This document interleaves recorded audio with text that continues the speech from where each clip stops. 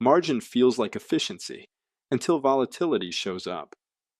And to be clear, margin is efficient. Selling options in a cash account typically generates around 1 to 3% return per trade.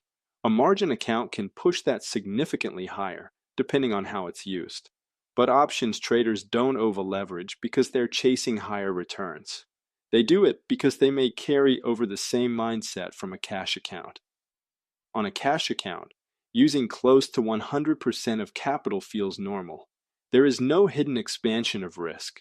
On a margin account, that logic breaks. Margin is not capital, it's dynamic exposure. And that exposure expands exactly when you don't want it to.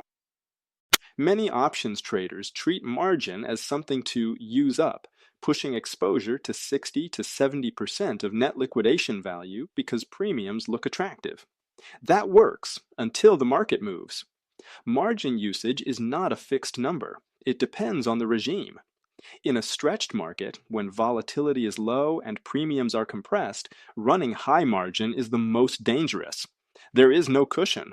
A 5 to 10% move can expand margin quickly and force adjustments. On the other hand, during corrections, premiums are elevated. If you have available capacity, increasing exposure can make sense, but only if your account can absorb further downside. In practice, we've seen that around 40 to 50% margin to NLV provides enough flexibility in normal conditions. Even with a 30% market drawdown, the account can survive without forced liquidation. Above that level, the probability of forced decisions rises sharply. And that's the key point. Losses don't come from the trade itself. They come from being forced to act at the worst time.